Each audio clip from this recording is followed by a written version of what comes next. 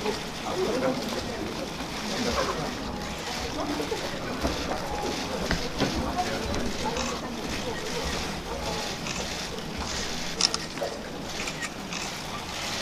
그럼 오늘 행사 진행 순서 말씀드릴게요. 저희가 10시 반까지 시간이 있거든요. 10시 반까지 제가 감독님과 김상준 변호사님 그리고 두 배우님들과 함께 영화 얘기를 나누고요. 여러분들에게 질문을 받도록 하겠습니다. 그리고 질문하신 그 선착순 5분에게는 영화 배심원들 에세이, 가장 중요한 거는 배우님들의 사인이 담겨 있다는 거. 네. 어떤 질문을 하실지 생각하셨다가 이따 손 들어주시면 네, 마이크 가고 책도 함께 드리도록 하겠습니다. 먼저 그 감독님과 배우님들은 또 아시는데 김상준 변호사님인데요. 서울고법 판사 30년 넘게 재직하셨고 우리나라에 배심원 제도를 도입하시는 데 앞장섰습니다. 큰 박수 부탁드립니다. 이 영화에 대해 감독님께서 자문을 굉장히 많이 해주시고 실제로 저희 변호사님께서 했던 그 말이 대사로 중요한 장면에서 나오기도 하고요. 이건 이따가 이제 말씀드리도록 하겠습니다. 먼저 감독님께 질문 드릴게요. 이 영화 작품 구상하게 된 계기랑 그다음에 어디가 실화이고 어디가 픽션인지 관객분들이 좀 많이 궁금해할 것 같은데 설명 부탁드릴게요. 네, 우선 이 영화를 시작하게 된 계기는 그 우연히 지인과 이제 국민참여재판에 대한 이야기를 듣다가 우선 이렇게 법을 모르는 평범한 사람들이 이렇게 법정에 가서 재판을 한다는 상황이 저에게는 굉장히 재밌게 다가왔습니다. 우선 그 법의 어떤 권위나 뭐 이런 것들이 뭔가 흔들릴 것 같았고 뭔가 재미난 소동이 벌어지지 않을까, 뭔가 서툰 모습들 때문에 그렇게 해서 시작을 하게 된 거고요. 어디까지가 실화냐고 말씀드리면 우선 그 마지막 자막에 나오잖아요. 자막에 나오듯이 그 국민참여재판이 2008년에 시작되고 그해 12월에 존속 살인 사건에서 그 배심원들이 무죄로 판결을 하고 선고가 내려진 적이 있어요. 그게 아마 살인 사건에서는 처음으로 무죄가 나왔던 그런 의미 있는 사건이라서 그것도 존속 살인 사건이었고 실제로 그 재판 과정도 새벽까지 이어져서 우리 영화처럼 거의 꼬박 밤을 새다시피 해서 선고가 나온 걸로 알고 있습니다. 그렇고 그 사건은 거기는 방화 사건이었는데 영화적으로 좀 더 재밌게 만들기 위해서 추락사로 바꿔서 진행을 했는데요. 그런데 이거를 좀 자의적으로 제 상상력으로 하기보다는 그 자료조사를 하면서 이렇게 그 추락사와 관련된 50여 건 정도의 판결문하고 그리고 좀 이렇게 재판의 재미를 위해서 1심하고 2심에서 유죄 무죄가 엇갈린 그런 판결문 540건 정도를 구해서 읽으면서 그 안에서 최대한 법리에 맞춰서 최대한 구상을 하려고 그렇게 노력을 했습니다. 네, 박수 한번 부탁드립니다. 감독님께서 시나리오를 굉장히 오래 쓰셨고 실제로 그 변호사님 서울대 로스쿨 청과까지 굉장히 수업도 법 공부도 다시 해가면서 작품을 완성했는데 그 변호사님 당시 그 서울고법 부장판사 시절에 우리나라의 배심원 제도 도입에 좀 앞장선 걸로 알고 있는데요. 당시 이렇게 한국의 배심원 제도가 필요하다고 생각하시게 된 계기가 있으신가요? 우선 그 이 자리에 앉아 있는 것 자체가 굉장히 그 마음이 떨리고 그 쑥스러운 것 중에 하나가 이렇게 그 유명한 김준경 판사님 탈범 배심원 옆에 있으니까 이 자체가 그냥 굉장히 두근두근하는 그런 자리입니다. 그 질문에 대해서 말씀을 드리자면 제가 좀 약간 저도 판사를 김준경 판사님은 1992년에 임관을 하셨는데 저는 1989년에 임관을 해서 왜 우리나라에는 시민이 참여하는 그런 형태의 재판이 없지 하고 굉장히 어릴 때부터 좀 의아하게 생각을 했었죠.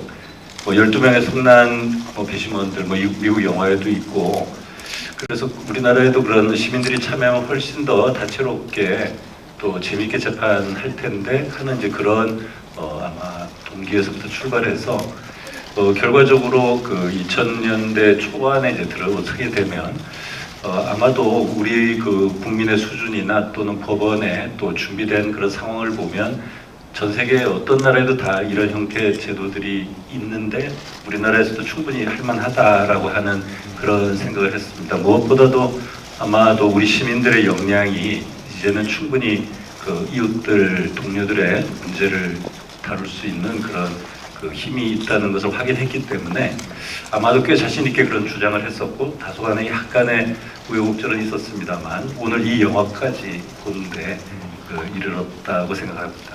네, 박수 한번 부탁드립니다.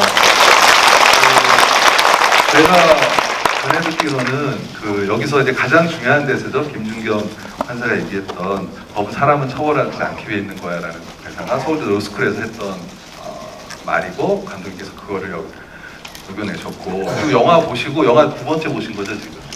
영화 보시고 문소리 배우님 그 연기할 때 울컥하셨다고. 그리고 문소리 배우님 연기 보면서 지난 30년의 판사 생활을 되돌아봤다고 굉장히 진짜예요.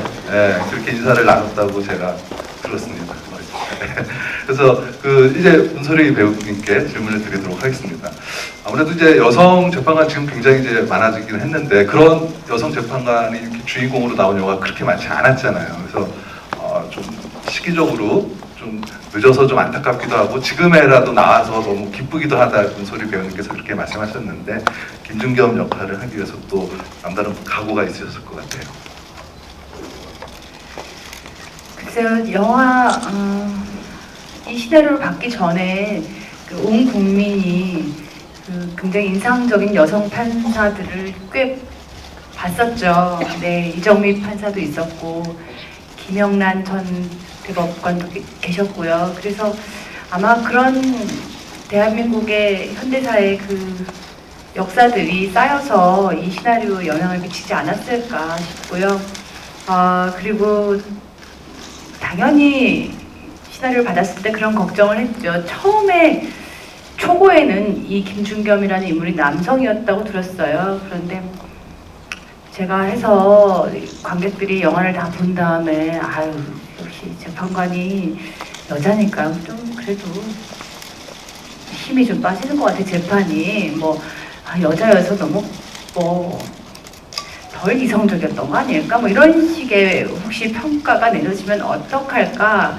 굉장히 사실 좀 걱정도 했고요. 그래서 더 몇 배로 준비해야겠다. 그래서 저희는 감독님이랑 저는 사실 꽤 오랫동안 이 시나리오를 같이 이야기하면서 촬영 전에 의견을 많이 나눴는데 남성, 여성을 저희가 완전히 뛰어넘을 수는 없지만 그것보다도 더 중요한 건 그냥 개인 판사 인간 김준겸이라는 사람을 굉장히 입체적으로 잘 녹여내보자. 그러면 그 안에 여성으로서의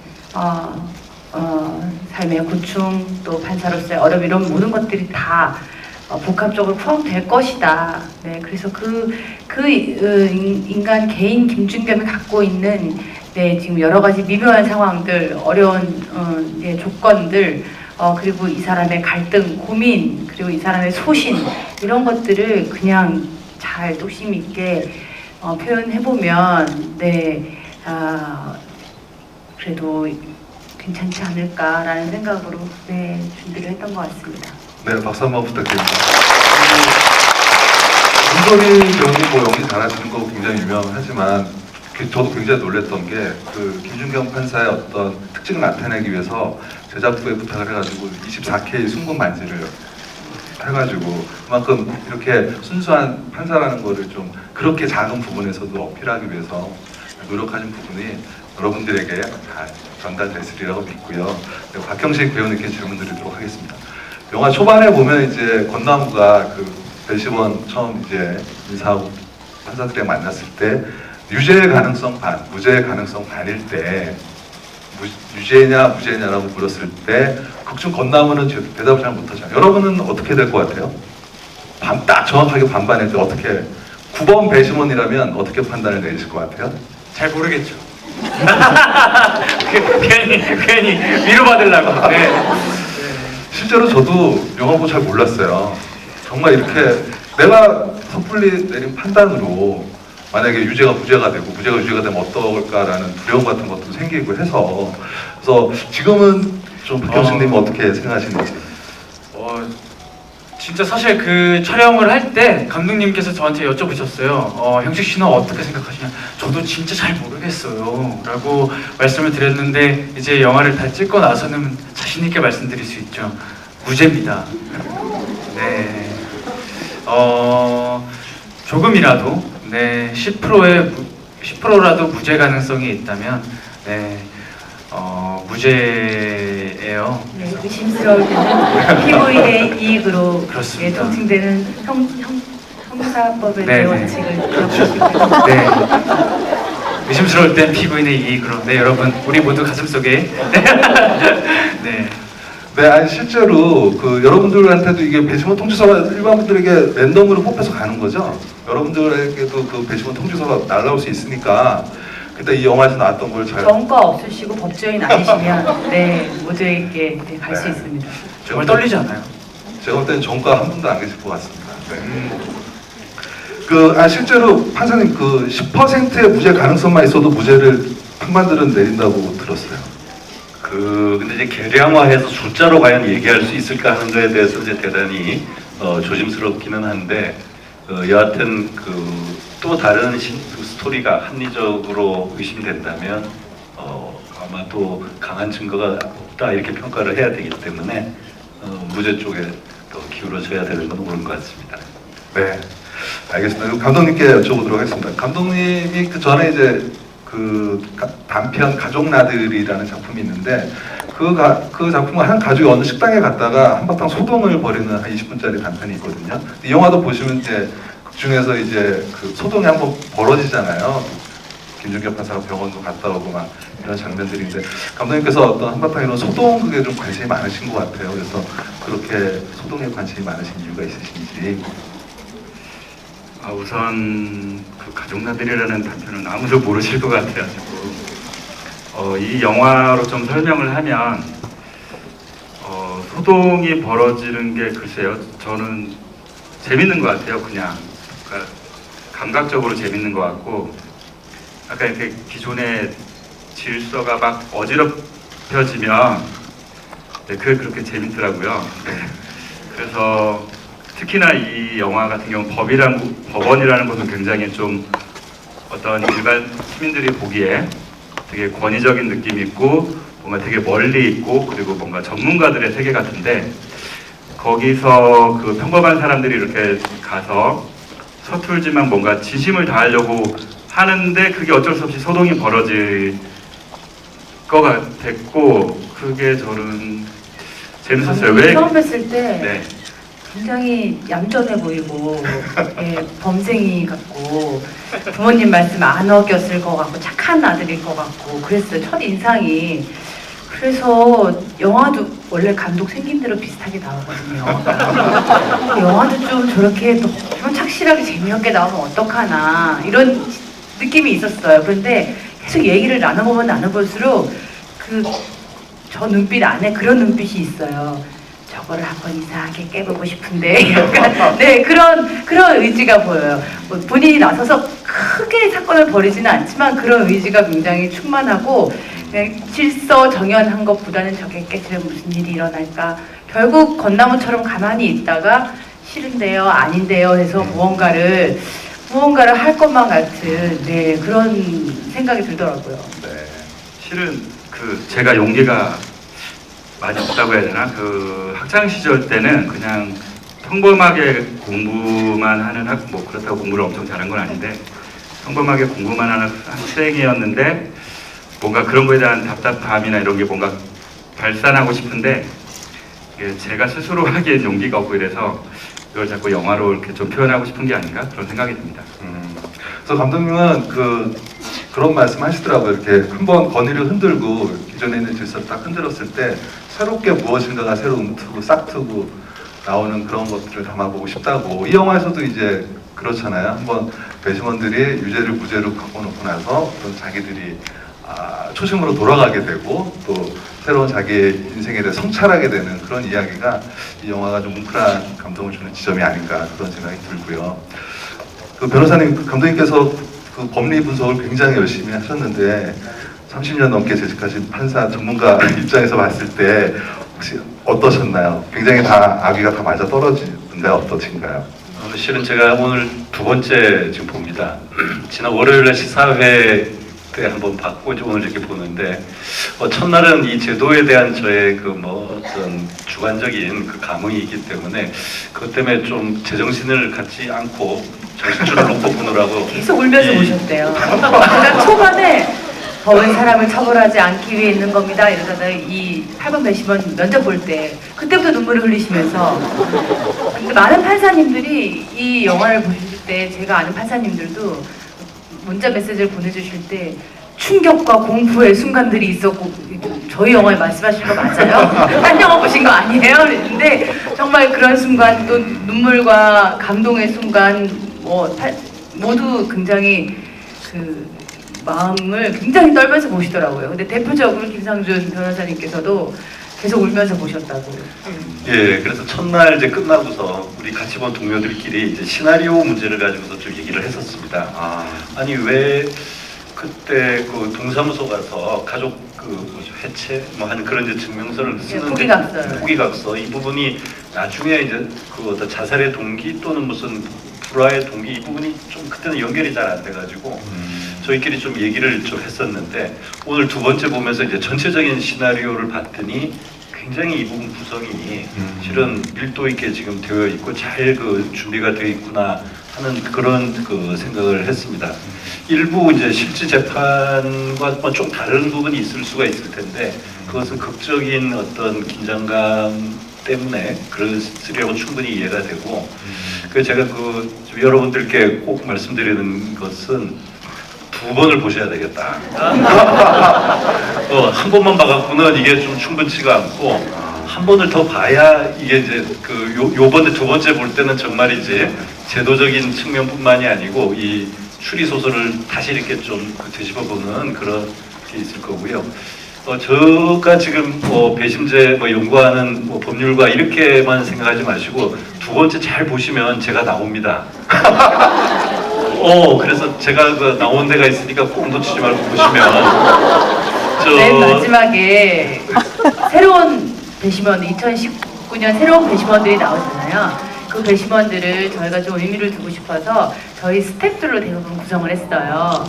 근데 저희 스태프들이 대부분 어려요. 굉장히 젊은 촬영감독, 조명감독, 미술감독 굉장히 패기 있는 젊은 친구들이어서 그렇게 구성을 해보니 너무 연령대가 다양하지 않아서 네, 그 김상준 변호사님이 배심원으로 참여해 주셨고 저희 엄마도 네 그레이 헤어로 나오신 저희 엄마도 배심원으로 참여해 주셨고 그렇게 해서 그 마지막 배심원을 그렇게 구성을 했었죠. 네. 아마도 그 제가 기대하는 거는 감독님이 이렇게 그 2019년 배심원에 불러주시고 지금 그 부분도 보면 굉장히 재미있는 또 난장판이 벌어질 것을 예고하고 있는 걸 보면 이 배심원들이 잘 흥행을 하고 속편을 반드시 만들어주시고 저를 캐스팅해주시면 배심원으로 참여합니다. 박수 한번 부탁드립니다. 이거를 듣고 있다 보니까요. 영업하신 거네요. 네, 무대 인사를 같이 다니면 굉장히 좋겠다. 말 한마디 한마디가 너무 신뢰가 가고, 너무 영업 너무 잘하시는 것 같아요. 네. 감사합니다. 저희가 영업하기 전에 변호사님이 먼저 영업하실 줄 네. 몰랐네요. 두 번 빨라. 네. 정말 변호사님의 깨알 홍보 대단하십니다. 네.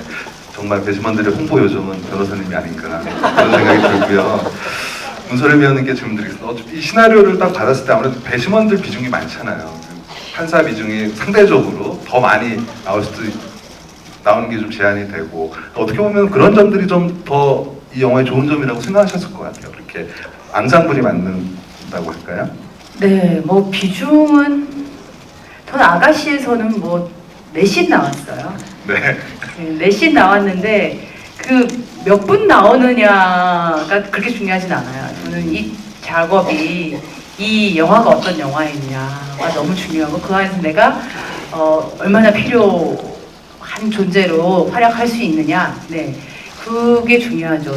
근데 뭐 이 영화에서는 무엇보다도 뭐 내가 많이 나오냐 적게 나오냐 뭐 그런 거보다도 이 8명의 배심원과 김준겸 모두가 주인공이라는 점, 그게 굉장히 드문 영화예요. 특히 최근에 주인공이 많았던 영화가 있었네요. 1987이라고. 네. 근데 그거는 이렇게 바톤 터치하듯이 릴레이식으로 이제 이렇게 파트마다 주인공들이 있잖아요. 근데 우리는 처음부터 끝까지 이 여러 명들이 계속 얽혀 있는 이야기거든요. 그래서 그런 구성이 굉장히 신인 감독인데 용감하다. 이런 도전을 하다니. 그래서 그런 도전에 좀 힘이 되어드리고 싶은 생각이 있었어요. 나도 한국 영화에 관객 한 사람으로서 이런 소동극이 보고 싶다. 네, 그런 생각도 들었었고, 그리고 또 제가 우생순이라는 영화를 했을 때가 기억이 나는데, 그렇게 여러 명이서 진하게 고생을 하잖아요. 그러면 추억도 많고 우정도 깊어지고 오랫도록 또 특별한 작품이 되더라고요. 저는 여러 명이서 작업해서 힘들었다는 기억보다 좋았던 기억이 더 많아서 이번에도 굉장히 좋은 배우들과 좋은 시간을 갖고 싶었고, 다행히 너무나 좋은 배우들과 너무나 또 깊은 인연을 맺게 돼서 굉장히 행복하게 생각합니다. 네, 박수 한번 부탁드립니다. 이세훈 선수가 엄청난 액션씬을 소화하셨잖아요. 정말 핸드볼 선수가 되셨고, 쭉 필모 보시면 가장 움직임이 적은 영화가 이 영화 아니에요? 계속 앉아만 계속 씬이 많아가지고. 저는 정말로 인형같이 예쁜 여배우만 가만히 앉아서 연기할 수 있는 줄 알았어요. 이렇게 보고 눈물만 흘리고 멜로 영화에서. 저는 사실 되게 움직이는 걸 좋아해요. 이렇게 몸을 쓰는 것도 좋아하고. 근데 이번 영화에서는 못 움직여서 최대한 촬영을 안 할 때, 촬영장에 올 때, 아니면 점심시간, 촬영 끝나고 갈 때, 이럴 때 최대한 많이 걷거나 움직이려고 되게 노력했고, 정말 한 3시간 이렇게 법대에 앉아있잖아요. 등에 담이 오는 것 같아요. 정말 판사님들 존경합니다. 그리고 본인 공간에 가서도 그 공간이 부장판사 방인데도 넓지가 않아요. 저희는 영화적으로 오히려 널찍하게 만든 거고, 넓지가 않고 거기서 계속 하시는 일이 그거 보시는 거더라고요. 기록 보고 이렇게 읽는 거. 그래서 그 답답한 공간에서 늘 저렇게 읽으시는구나, 이걸 느끼고는 굉장히 더더욱 존경심이 들었던 기억이 납니다. 네, 알겠습니다. 박형식 배우님은 이 촬영 바로 직전에 드라마 슈트하셨어요. 근데 천재 변호사로 법전을 달달달달 외우던 천재 변호사에서 8번 배시범 건너면은 아시겠지만 머리바리한 모습이잖아요. 그래서 아시는 분 계시겠지만 첫 테이크 27번 갔어요. 그래서 굉장히 이제 힘드셨을 텐데 딱 27번째 감독님이 오케이 내셨을 때의 기분은 어떠셨나요? 저는 오케이가 돼서 스스로보다 감독님이 이게 정말로 오케이, 정말로 마음에 드셔서 오케이를 하신 건가? 이게 가장 중요했어요. 네, 이게 그럴 수 있죠. 사람 이제 힘들고 뭔가 안 나올 것 같아서 오케이, 다음 거 준비하시죠 이거랑. 근데 감독님의 리액션이 굉장히 저는 중요했는데, 감독님이 그래도 27번째 만에 오케이 해서 형식 씨 완전 좋아요 해주셔가지고 감독님 좋으셔요. 제가 만족합니다. 네, 그렇게 마무리가 됐었죠. 이창동 감독님 같은 경우는 현장에서 오케이라는 얘기를 안 해요. 그럼 어떻게 넘어가요, 신이? 네, 이렇게 모니터 보시다가 나 다음 거 찍자. 집에 가서 밤새도록 불안해요. 이게 오케이인가, 내가 잘한 건가 못한 건가. 저는 그렇게 작업을 해가지고 27번째라도 오케이 소리가 나오면 너무 나이스죠. 네. 감사합니다, 감독님. 실은 테이크가 자꾸 가다 보니까 제가 신인 감독인데 저도 점점 정신이 없어져가지고 네, 어떻게든 뭔가 빨리 오케이를 내야 되겠다. 그래서 저도 어떻게 오케이가 나온지 저도 사실은 잘 모르겠어요.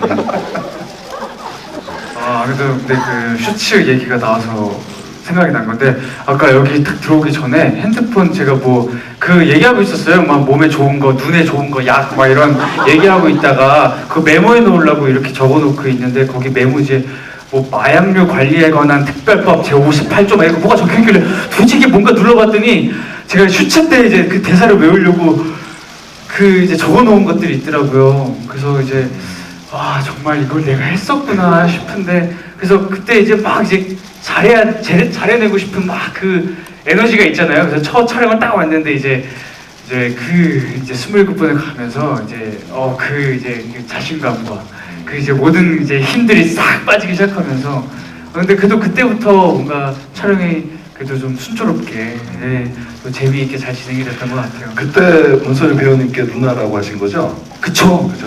네, 그건 누구나 네, 제가 27도 딱 하면서 눈에 들어온 게 딱 누나. 네, 그래서 누나 이게 정말 어떻게 해야 될지. 별일 아니야. 괜찮아, 별일 저 이거 다음에 찍은. 저분도 정신이 없어. 네. 네가 잘못한 게 아니고 네. 둘이 마음을 맞춰가는 과정이니까. 네, 지금 그 실제 상황 재현하는 거 같죠? 네, 정말 이렇게 진행이 됐었던. 나는 옛날에 40번씩 갔어. 아, 정말요? 굉장히 놀라운 점은 27번 박형식 배우님이 연기를 하잖아요. 문소리 배우님이랑 태인호 배우님이 27번 똑같이 리액션을 했어요. 그렇기 때문에 그 장면이 더 카메라 뒤에서 네, 살았던 찍히지 것 같아요. 않는데. 그러니까 리액션을 해주는 게 상대 배우가 리액션을 해주는 게 그것도 쉽지 않잖아요. 연기를 그 배우와 똑같이 동시간대에 같이 하는 거잖아요. 그래서 문소리 배우님과 이 영화의 그 모든 배우들의 호흡이 굉장히 좋았다는 게 거기서 좀 느껴지는 게 아닌가 좀 그런 생각을 좀 해봤습니다. 그리고 감독님께서 말씀하시는데 그 순간 다음부터는 박형식이 아니라 권나무로 돼 있었다고. 네네, 박형식 배우가 너무 제가 볼 땐 영리한 것 같아요. 네. 그 한두 번만에 그런 경험을 겪고 나서는 굉장히 제가 상상했던 모습을 한두 테이크에 대부분 많이 보여줬던 것 같아요. 그래서 너무 고맙죠. 똑똑한 친구인 것 같습니다. 두 번 다시 27번을 가지 않겠다라는 의지로 네 했던 것 같고 아니 그때 그 궁금한 게 있어요 감독님한테. 그러니까 이게 문소리 선배님이 이제 정말 이제 나무 같아 그랬을 때 감독님이 저한테 미안해요라고 그러는 거예요. 아니, 제가 지나가면서 촬영장에 이제 제 촬영분이 없어도 이렇게 자주 갔어요. 근데 제가 형식이가 이렇게 어디 앉아가지고 이렇게 앉아서 이렇게 있는데 뭐라고 얘기했나 다른 배심원들 사이에 앉아 있는데 박형식이 사라진 거예요. 정말 권나무 같더라고요. 그래서 내가 어머 쟤 너무 나무 같다. 쟤 나무네 나무 이렇게 나도 모르게 한마디를 했더니 감독님이 옆에서 듣다가 형식 씨한테 가서 미안해요. 뭐가 미안한지. 왜 미안하다 그러신 거예요? 아니 촬영, 그러니까 슛 들어갈 때만 나무가 되면 되는데 네, 슛 안 들어갈 때도 무슨 기계도 아니고. 나무처럼 돌아다녀서 이 멋진 모습이 멋지고 잘생긴 모습이 점점 빛을 잃어가는 게 아닌가. 그래서 네네. 그래서 영화에서 권나무로 이렇게 빛나게 나왔잖아요. 네. 알겠습니다. 오늘 쥐비 굉장히 재밌는 것 같습니다. 네. 감독님께 여쭤보도록 하겠습니다. 영화 좋아하시는 분들 아까 그 변호사님도 말씀하셨지만 시드니 루맥 감독의 테이블 앵그리맨, 12인의 성난 사람들. 근데 배심원 영화의 고전 같은 영화라서 배심원 영화를 다루면 다 그 영화를 떠올리게 되는데요. 제가 알기로는 감독님이 그 영화보다는 다른 영화를 좀 레퍼런스로 좀 참고하신 걸로 알고 있어요. 그래서 어떤 영화 좀 이 영화 하시면서 참고하셨는지. 이 영화를 처음 떠올리게 된 게 아까 제가 평범한 사람들이 처음으로 그 법원에 간다라는 그런 설정이 되게 좋았었어요. 그래서 평범한 사람들이 그러니까 우리 영화는 약간 처음이라는 모티브가 되게 중요하다고 생각을 했었어요. 그래서 이들이 과연 재판을 제대로 할 수 있을까?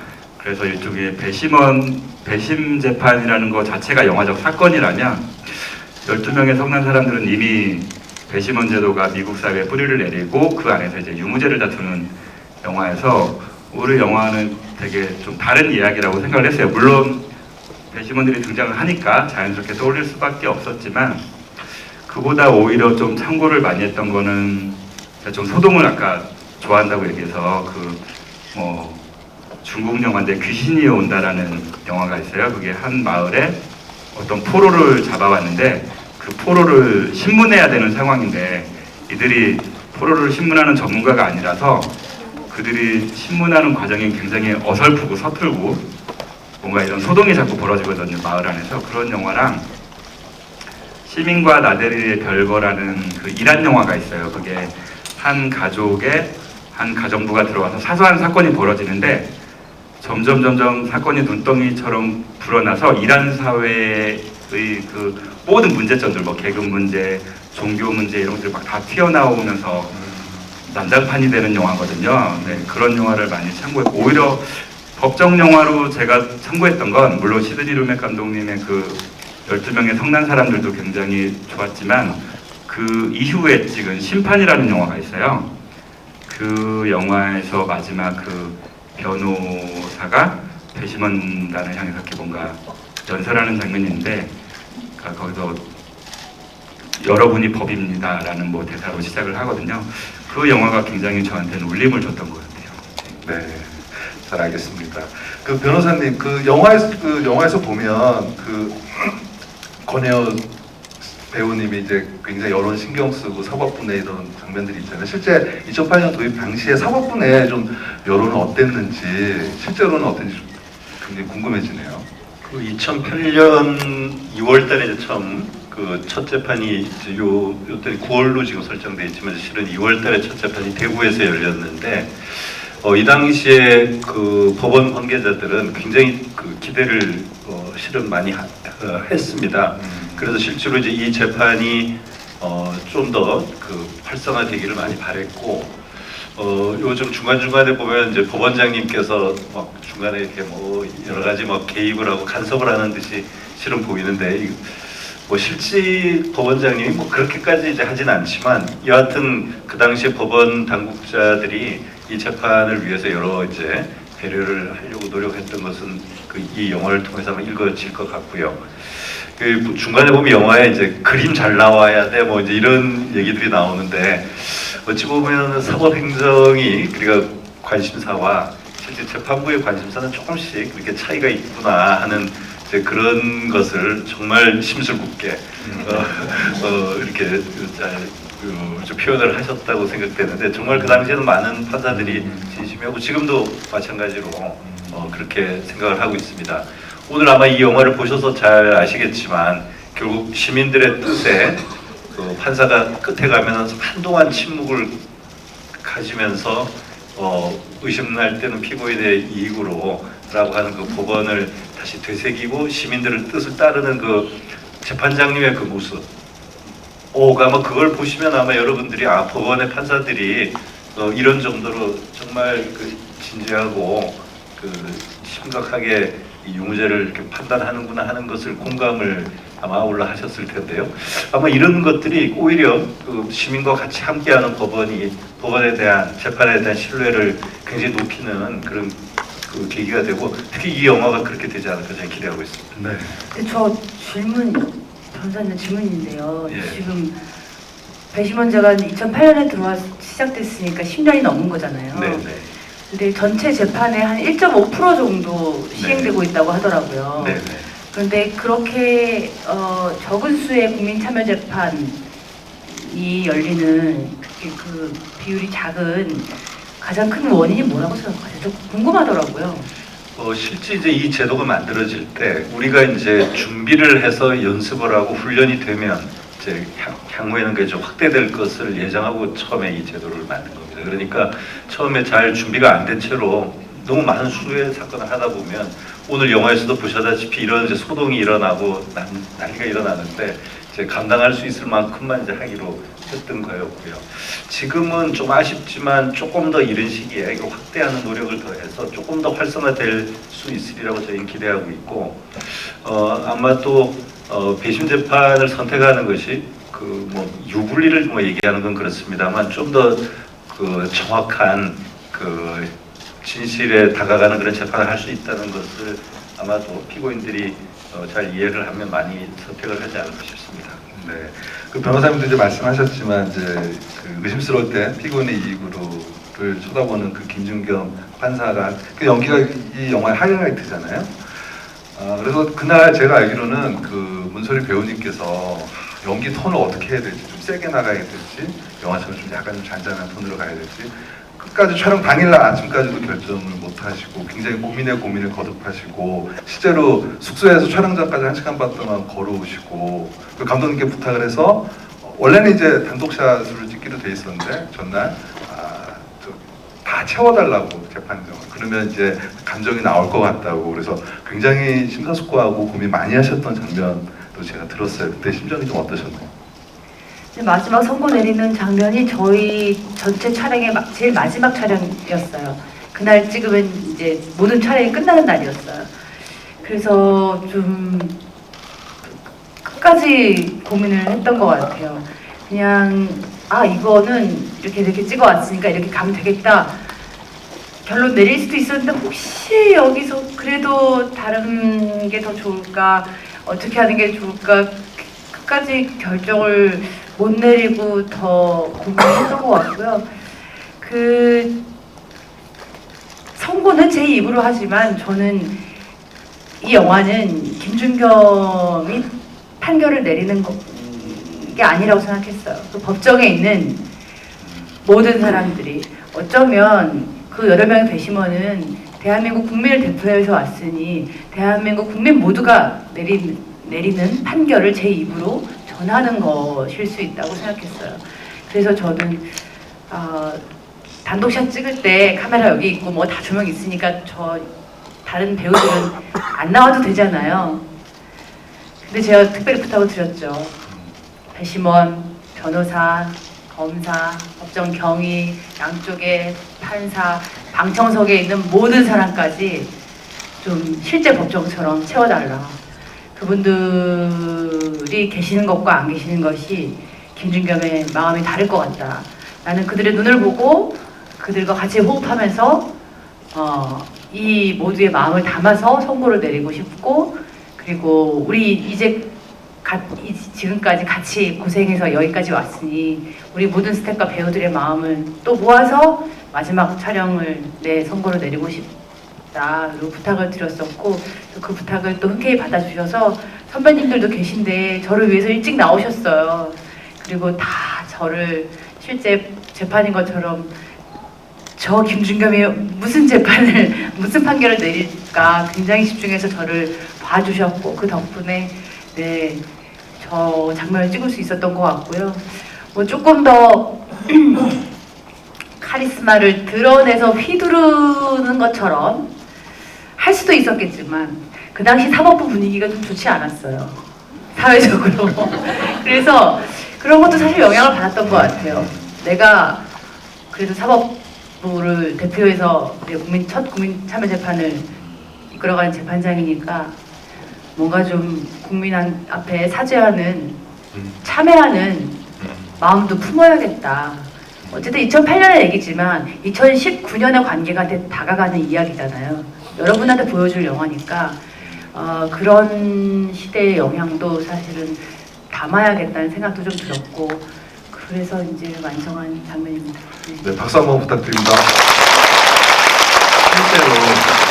실제로 그 리허설 때 문소리 배우님이 그 선고 장면을 실제 촬영이 아니었고 리허설 때 쫙 이렇게 하셨는데 그러니까 선고가 끝나고 그 예상치 못하게 방청석에 많은 그 보조 출연자분들께서 실제로 박수를 쳐주셨었습니다.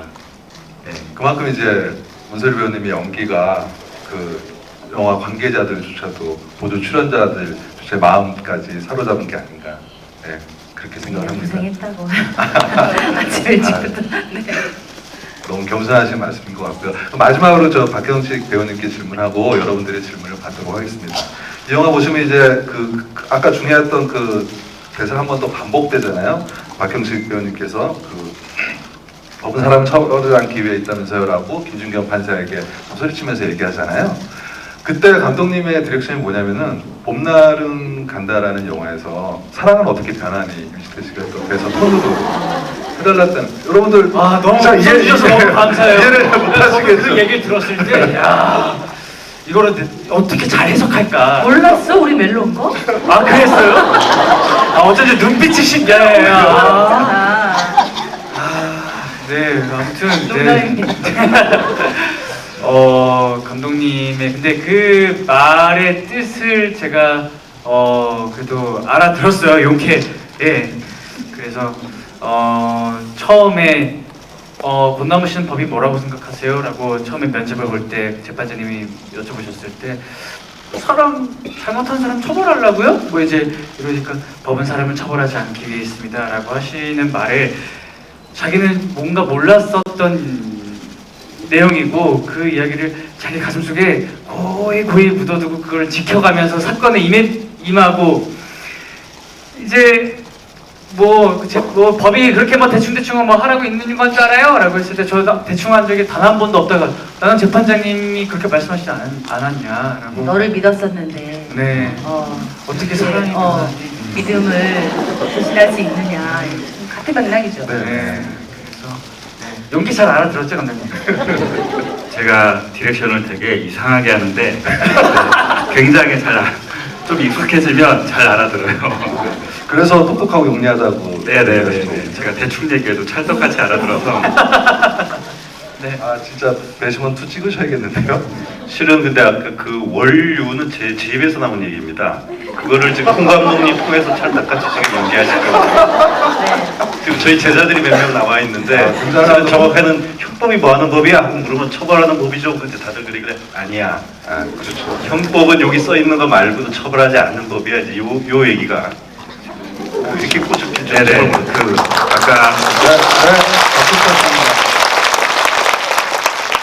아까 사회자님께서도 말씀하시지만 이 김준겸의 이 대사가 제가 시나리오 쓰면서 자료 준비하면서 그 부장판사님의 그 로스쿨 수업 청강을 했었어요. 그때 첫 수업 시간에 해주셨던 말씀이죠. 법은 사람을 처벌하지 않기 위해 했다는 말을.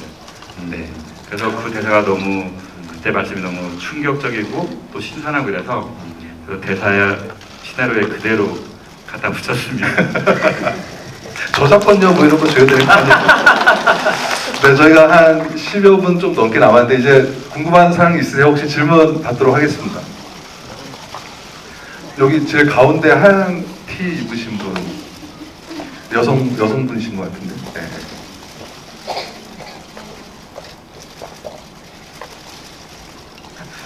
사장님께 손 드시고 막상 지목 당하니까 그 감독님께 드리고 싶은 질문인데요. 이제 여기 이제 인물이 많이 나오잖아요. 8명의 배심원들도 있고 이제 판사님도 있고 한데 그 캐릭터들의 이름을 지을 때 어떤 뭐 모티브나 그런 게 있었는지 궁금해서요. 예를 들어서 이제 김준겸 판사님이 이름을 딱 들었을 때부터 법과 원칙을 지키는 사람인 것 같고 8번 배심원 권나무는 딱 이름부터 되게 둥글둥글한 사람일 것 같아서 궁금합니다. 그 준겸이라는 이름은 준이 준법의 준이고요. 겸은 칼경자입니다. 정의의 여신이 이렇게 칼과 저울을 들고 있잖아요. 그래서 그 칼을 상징하는 의미로 준겸으로 한 거고요. 나무는 그냥 나무인데 부르면 나무잖아요. 그냥 그 올곧게 자라는 나무. 네, 그렇게 들리기를 원해서 나무라고 지었는데 실제 나무면 너무 그게 티가 나는 것 같아서 나무로 좀 바꿔서 그렇게 지었습니다. 근데 일본 배심원 윤그림 같은 경우는 윤그림은 원래 설정은 미대 다니다가 뒤늦게 근데 지금 공대로 대사는 바뀌어 있는데 네, 옛날 초구에는 네, 미대 다니다가 법대로 왔다라고 생각을 해서 그림으로 지었고요. 그리고 양춘옥은 그냥 춘옥 그리고 변상미, 조진식은 그냥 그렇게 지었어요. 그냥 캐릭터가 상미라는 이름을 가지신 분께는 죄송한데 저에게 상미라는 이름은 좀 그런 느낌으로 들리고 약간 그러니까 어떤 이름들은 좀 의미를 담기도 했지만 어떤 이름들은 제가 느끼는 어감으로 이름을 짓고 그렇게 했습니다. 그 대기업 비서실장 이름이 이제 최영재잖아요. 그거는 영재 엘리트 네네네. 되게 단순하죠. 근데 최영재 캐릭터가 굉장히 중요한 게 이분은 우리 본인도 이제 엘리트이고 우리 대한민국 사회가 엘리트들 중심으로 돌아가는데 왜 그 의문을 자꾸 제기하냐, 권남한테 계속 그러면서 그들에게 맡기고 그들이 엄청 똑똑하냐 이렇게 하다가 막판에 권나무의 주장에 동조하게 되면서 스스로 처음으로 자기 생각을 하잖아요. 그리고 그런 점에서 감독님께서 인물 배치를 그런 식으로 한 거라는 좀 생각이 들고요. 또 다른 분 질문. 이번에 그 지역 배분을 해야 돼가지고요. 네. 좀 마스크 쓰신 분. 네. 네네네.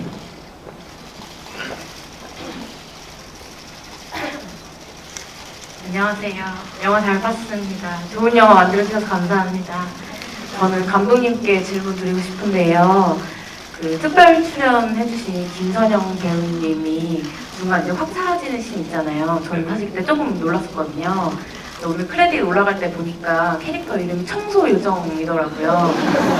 그래서 그 청소요정이라는 캐릭터는 어떤 캐릭터인지, 그리고 또 이런 약간 판타지적인 그런 요소를 넣으신 이유가 있으신지도 궁금합니다. 그 우선 법원에 실제로 가보시면 특히 서울중앙지법 법원 같은 경우에는 이렇게 나무가 우리 영화에서 길을 잃고 헤매잖아요. 이게 영화적으로 과장을 한 게 아니라 실제로 그 안으로 들어가서 돌아다니다 보면 진짜로 길을 잃어요. 굉장히 복잡하게 돼 있고 일반인이 다니는 그 길이랑 판사들만 다니는 길이랑 대사에 다 나오는구나, 설명이 되는구나. 그게 실제로 복잡한데 그냥 그런 걸 좀 은유적으로 보여주고 싶었어요. 그러니까 첫 국민 참여 재판인데 그 대법원에 가시면 거기 정의의 여신 동상이 있거든요. 정의의 여신이 이제 우리나라 시민들이 첫 재판을 하러 모였는데 되게 큰 이벤트고 그래서 구경을 하러 이렇게 왔다고 상상을 했고, 그래서 정의의 여신이 이제 사람으로 분하면 어떤 모습일까 생각했을 때 저는 그게 청소 노동자라고 좀 생각을 하고 싶었어요. 그래서 청소 노동자로 와서 이제 근데 배심원 하나가 도망가겠다고 막 이러고 있으니까 그거를 슬쩍 잡아서 자기 자리로 좀 되돌려 보내는 그런 역할을 하고 싶었는데 꼭 그게 꼭 그래서 이게 그럼 그 청소적인 정의의 여신이냐, 그거는 그냥 해석이 되길 원했었어요. 그렇게 해석이 돼도 되고 정말로 청소 아줌마가 저런 그냥 재개발한 청소 아줌마가 나무한테 이런저런 재밌는 얘기를 해주고 쏜살같이 사라져서 나무한테만 지금 어디 가셨지? 오리보리 하는 그렇게 해석이 돼도 저는 상관없을 거라고 생각을 했고 10년 뒤에 또 나타나시는데 오랫동안 근무하셨다고 생각할 수도 있고 늙지 않은 모습으로 쭉 이렇게 법원을 뭔가 이렇게 보살핀다라는 느낌도 들 수 있고 여러 가지로 좀 해석을 열어두고 싶었습니다. 네. 또 시간이 없는데 또 질문을 받도록 하겠습니다. 혹시 남성분 질문하실 분 없나요? 여기 앞에. 네. 혹시 변호사님한테 좀 궁금한데 사실 영화 보는 내내 무죄일까 유죄일까 범인이 누굴까를 굉장히 좀 많이 봤어요. 사실 몰입해서 봤는데 변호사님은 배우신 분이니까 영화만 놓고 봤을 때 어느 부분에서 유죄인지 무죄인지 딱 생각했을지가 좀 궁금하거든요. 처음 봤을 때라고 생각하시면서. 실은 처음에는 좀 잘 못 느꼈고요. 두 번째 보면서 이번에는 유심히 좀 봤는데 역시 감독님의 아주 영리하고 교묘한 설정. 그러니까 배심원들이 가졌던 처음에 제기했던 의문들은 실은 결정적인 단서는 못 됐는데요. 맨 끝부분에 가면 그 필적이 있고 그 다음에 그게 이제 대조해 보면 실은 스토리가 그렇게 자살 스토리가 하나 이렇게 딱 맞아 떨어질 수 있는 그쪽으로 굉장히 압축해서 쫙 이렇게 몰아가고 있는 그게 이제 발견이 됩니다. 그러면서 그 손이 없고 의수를 쓰고 있고 그게 지금 맨 마지막에 보면은 어머니를 끝까지 붙잡고 있지 못한 그까지 다 이제 연결이 되는 부분이고 처음에 그 동사무소에서 화를 내면서 뛰어든 것도 말하자면 그 가족 어머니와 관계를 끊으라고 하는 그 동사무소 직원에 대한 분노 때문에 그런 것이 나중 되면은 다 이제 복귀가 되는데 여하튼 그 단계가 굉장히 치밀하게 잘 했는데 끝까지 보지 않으면 중간에 결론을 결코 한쪽으로 가기는 그런 거죠. 그 판사님들이 대부분 그러신 것 같은데 빨리 결론을 안 내리세요. 누가 무슨 얘기를 하면 나는 이렇게 생각해 그러면 어떤 사람 중간에 나는 그렇게 생각하지 않고 내지는 이렇게 바로 반응 그래 하고 바로 반응을 많이들 하잖아요. 대화를 할 때. 근데 판사님들은 끝까지 들으세요. 많이들 끝까지 들으시고 바로 반응하지 않고 생각을 하세요. 안에서 결론을 내리시는 거죠. 네, 바로 본인. 네, 그래서 또 여러 얘기를 다 들으시고, 네, 그래서 이렇게 빨리 결론을 내리고 빨리 반응하고 이러시지 않는 게 직업의 특성인 것 같더라고요. 이거와 관련돼서 한 일화가 있었는데요. 제가 이거 시나리오 쓰면서 그러니까 추락사에서 이렇게 이 전속살인 사건 이런 식으로 내용을 말씀을 드렸어요. 결론까지 얘기 안 하고 예전에 시나리오 쓰는 과정에서 얘기를 제가 이러이러한 사건이고 이러이러합니다 했을 때 그 부장님께서 그럼 이건 자살 가능성은 없나요? 라고 바로 묻더라고요. 그러니까 완전 저는 열심히 속였다고 생각했는데 좀 허걱했었죠. 네, 바로 자살 가능성을 말씀하셔서 저 잘 기억 안 나는데 그러셨었어요. 네, 이분이 맨날 제 강의를 청강하고 집에를 안 갑니다.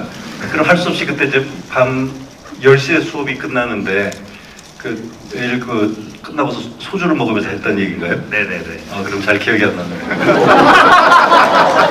그래서 이거를 어떻게 속여야지라고 되게 고심을 했었습니다. 정말로. 그러니까 그때 말씀하셨던 게 추락사에서 자살 가능성은 유무죄를 다투는 가장 결정적인 그 증거가 되기 때문에 늘 추락사가 있으면 그거부터 먼저 따진다고 그렇게 말씀을 하셨었는데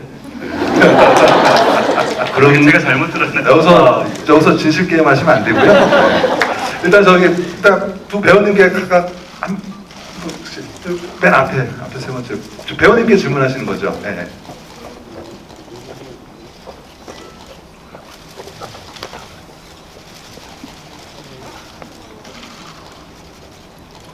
문소리 배우님께 질문이요.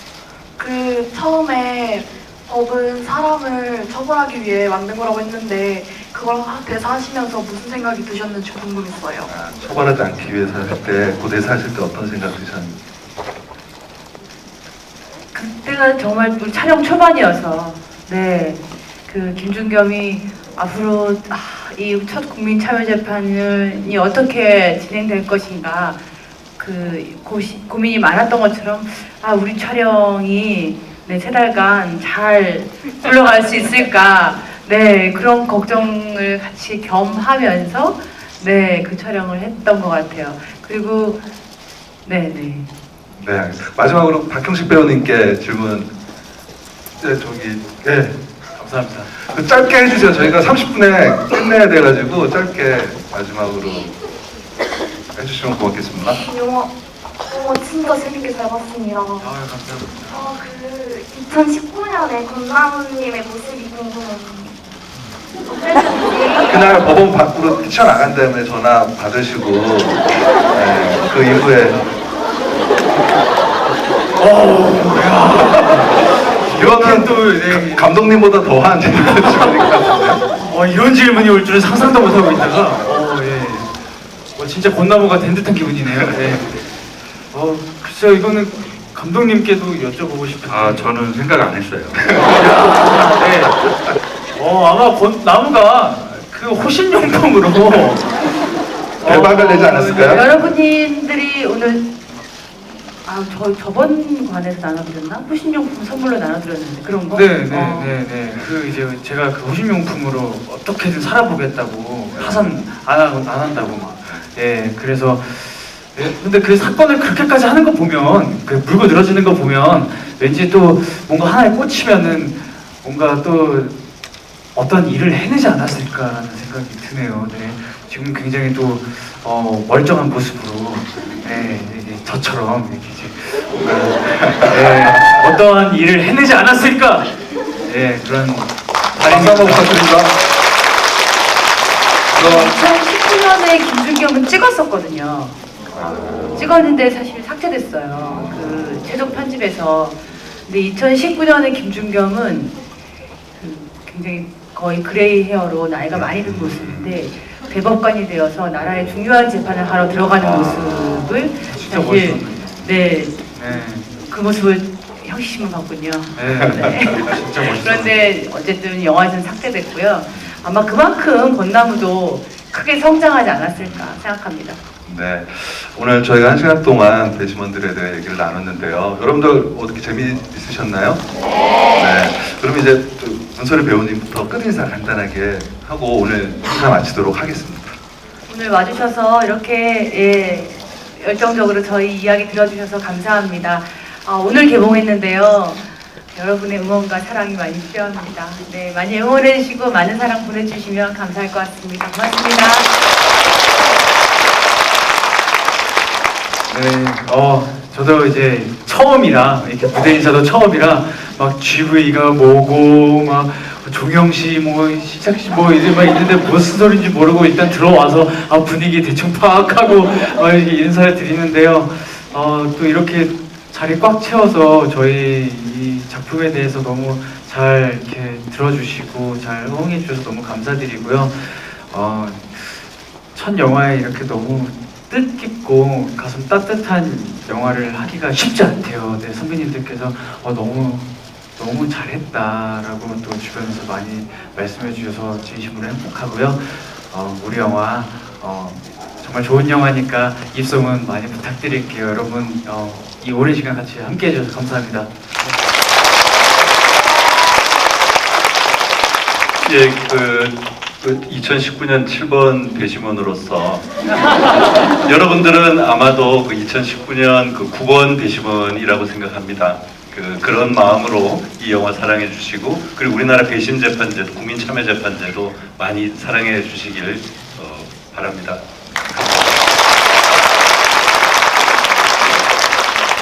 네, 이 영화가 법정 영화이기도 하지만 이제 평범한 사람들이 뭔가 자신들의 경험과 삶의 그런 모습들이 뭔가 큰 변화를 만들 수 있다라는 거를 저는 좀 보여드리고 싶었었어요. 그래서 되게 좀 보시고 나서 마음이 많이 뿌듯하셨으면 좋겠고, 네, 그렇게 느끼셨으면 하는 마음으로 찍었습니다. 네, 좋은 기운 받고 돌아가셨으면 좋겠네요. 네, 박수 한번 부탁드립니다. 네, 늦은 시간까지 배심원들 집에 참석해 주셔서 고맙습니다.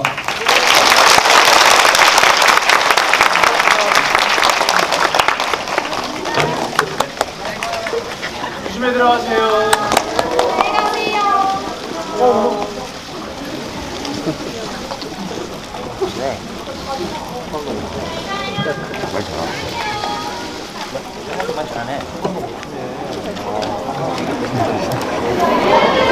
나중에 이런 거 쓰고 오시라고.